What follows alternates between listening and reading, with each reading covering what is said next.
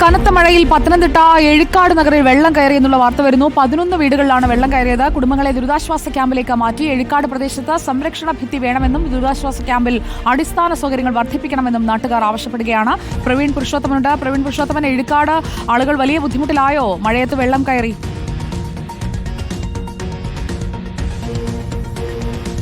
സുജയ, സംസ്ഥാനത്ത് തന്നെ ഏറ്റവും കൂടുതൽ പട്ടികജാതി വിഭാഗത്തിൽപ്പെട്ട ആളുകൾ താമസിക്കുന്ന ഒരിടമാണ് പത്തനംതിട്ട ആറന്മുള ഗ്രാമപഞ്ചായത്തിലെ എഴിക്കാട് എന്നുള്ളത്. 350-ലധികം കുടുംബങ്ങളാണ് ഇവിടെ താമസിക്കുന്നത്. ഇപ്പോൾ നമുക്ക് ദൃശ്യത്തിൽ കാണാം, ഇവിടെ ഒരു ഭാഗത്ത് പൂർണ്ണമായും വെള്ളം കയറിയ അവസ്ഥയിലാണ്. അതായത് എഴിക്കാട് നഗറിൽ ഇപ്പോൾ തന്നെ 11 കുടുംബങ്ങളെ ദുരിതാശ്വാസ ക്യാമ്പിലേക്ക് മാറ്റിയിട്ടുണ്ട്. ഇപ്പോൾ ദൃശ്യത്തിൽ കാണുന്നത് ഒരു റോഡാണ്, പക്ഷേ ആ റോഡ് ഇപ്പോൾ പൂർണ്ണമായും വെള്ളത്തിൽ ആയിരിക്കുന്നു.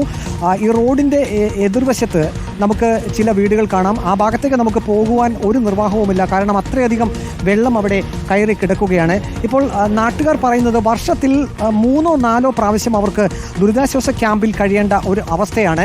അതിനൊരു മാറ്റവും വരുന്നില്ല. ഇവിടെ സംരക്ഷണ ഭിത്തി വേണമെന്ന ഒരു ആവശ്യം കൂടി ആളുകൾ ഉന്നയിക്കുന്നുണ്ട്. പമ്പാനദിയിൽ നിന്നും ജലം പാടശേഖരത്തേക്ക് കയറി അവിടെ നിന്നുമാണ് ഈ 340ഓളം കുടുംബങ്ങൾ താമസിക്കുന്ന ഈ എഴിക്കാട് നഗറിലേക്ക് എല്ലാ വർഷവും വെള്ളം കയറുന്നത്. ഇപ്പോൾ നാട്ടുകാർ നമ്മോടൊപ്പമുണ്ട്. ഇപ്പോൾ എനിക്കറിയാൻ കഴിഞ്ഞത് താങ്കൾ ഇന്ന് വിദേശത്തേക്ക് മടങ്ങി പോകേണ്ട ആളാണ് എന്നാണ്. എന്തുകൊണ്ടാണ് യാത്ര വൈകുന്നത്? ഇന്നലെ പോകേണ്ടതായിരുന്നു, പക്ഷേ എനിക്ക് ഇങ്ങനെ വെള്ളം കയറി വരുന്ന സമയത്ത് നമുക്ക് ഇവിടുന്ന് മാറി നിൽക്കാൻ പറ്റത്തില്ല. വീട്ടിൽ ഞാൻ മാത്രമുള്ള ആണായിട്ട് പോകും, അമ്മയും പിന്നെ മോനും പിന്നെ എൻ്റെ ഭാര്യയാണ് ഉള്ളത്. അപ്പോൾ ആ സമയത്ത് നമുക്ക് ഇവിടുന്ന് ഇങ്ങോട്ട് മാറി നിൽക്കാൻ പറ്റാത്തൊരവസ്ഥയായതുകൊണ്ട് ഇപ്പോൾ യാത്ര ക്യാൻസൽ ചെയ്ത് വെച്ചേക്കുവാണ്. ഇവിടെ കൂടുതലും അന്നത്തേക്കുള്ള വരുമാനം കണ്ടെത്തുന്ന ആളുകളാണ്. നിങ്ങളെ സംബന്ധിച്ച് എത്രമാത്രം ദുരിതമാണ്? എന്തോ അന്നത്തേക്കുള്ള വരുമാനം കണ്ടെത്തുന്ന ആളുകളാണല്ലോ ഇവിടെ കൂടുതലും ഉള്ളത്. ഇപ്പം ഞങ്ങൾ ദിവസവും ജോലിയൊക്കെ പോയി കിട്ടുന്ന വരുമാനം കൊണ്ട് കഴിഞ്ഞു കൂടുന്ന ആൾക്കാർ ഇവിടെ കൂടുതലും ഉള്ളത്. പിന്നെ ജോലിക്കാർ ചുരുക്കമാണ്, കുറച്ച് വരെ ഉള്ളൂ. ബാക്കി എല്ലാവരും പണി ചെയ്യുന്നവരും മറ്റ് സ്ഥലത്ത് പോയി ജോലി ചെയ്തിട്ട് വരുന്നത്, വണ്ടി ഉറങ്ങി താമസിക്കുന്നവരൊക്കെയാണ് ഇവിടെ ഉള്ളത്. അതുകൊണ്ട് ഈ വെള്ളപ്പൊക്കം ഞങ്ങൾക്ക് ഇതിന് വർഷത്തിൽ 2-3 പ്രാവശ്യം ഇങ്ങനെ വന്നുകൊണ്ടിരിക്കുകയാണ്. അത് കഴിയുമ്പോൾ വളരെ ബുദ്ധിമുട്ട് ഞങ്ങൾക്കൊക്കെ ഉണ്ടാകുന്നുണ്ട്. പിന്നെ തൊട്ടടുത്ത് സ്കൂളുള്ളതുകൊണ്ട് ആ ക്യാമ്പിലേക്ക് എല്ലാവരും പോകും. പിന്നെ അന്നേരം അവിടുന്ന് ഗവൺമെൻറ്റിൻ്റെ എല്ലാ സഹായങ്ങളും അവിടെ ഉണ്ടാകും. പക്ഷേ പിന്നെ തിരിച്ച് വീട്ടിൽ വരുമ്പോഴത്തേക്കെല്ലാം ഒരു വല്ലാത്തൊരു അന്തരീക്ഷമായിരിക്കും വീടിൻ്റെ ചുറ്റുപാടും നമ്മുടെ ഈ പ്രദേശത്തെല്ലാം. അങ്ങനെ സുജയ, ഇപ്പോഴും ഈ മേഖലയിൽ മഴ തുടരുകയാണ്.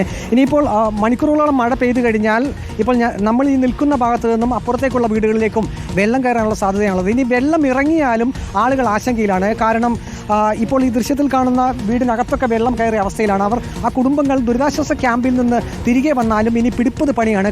കാരണം കിണറൊക്കെ വൃത്തിയാക്കണം, ചെളിയും മണ്ണുമെല്ലാം വീട്ടിൽ നിന്ന് മാറ്റേണ്ട ഒരവസ്ഥയുണ്ട്. അങ്ങനെ 340ഓളം കുടുംബങ്ങൾ, അത് പട്ടികജാതി വിഭാഗത്തിൽപ്പെട്ട ആളുകൾ താമസിക്കുന്ന എഴിക്കാട് മേഖലയിൽ ദുരിതപൂർണ്ണമാണ് എന്ന് തന്നെ പറയാം. കൂലിപ്പണിക്കാരാണ് ഭൂരിഭാഗം ആളുകളും. അന്നത്തേക്കുള്ള വരുമാനം കണ്ടെത്തുന്ന ആളുകളാണ്. ഇപ്പോൾ എൻ്റെ തൊട്ടുപുറകിൽ കാണുന്നത് ഇവിടുത്തെ ഒരു വോളിബോൾ ഗ്രൗണ്ടാണ്. ആ കുട്ടികളൊക്കെ കളിക്കുന്ന ഒരിടമാണ്. അവിടേക്കും വെള്ളം കയറി കഴിഞ്ഞപ്പോൾ. ഇങ്ങനെയാണെങ്കിൽ പ്രവേശനോത്സവം ഒക്കെ തിങ്കളാഴ്ച നടത്താൻ കഴിയുമോ? എല്ലായിടത്തും സ്കൂളൊക്കെ തുറക്കാനായിട്ട് കഴിയുമോ? കാരണം പ്രത്യേകിച്ചും പലയിടങ്ങളിലും സ്കൂൾ മുറ്റത്തേക്ക് വരെയൊക്കെ വെള്ളം ഇങ്ങനെ കെട്ടി നിൽക്കുകയാണ്. കുഞ്ഞുങ്ങളെ സ്കൂളിലേക്ക് വിടുമ്പോൾ പോകുന്ന വഴിയിലൊക്കെ വെള്ളക്കെട്ടുണ്ട്.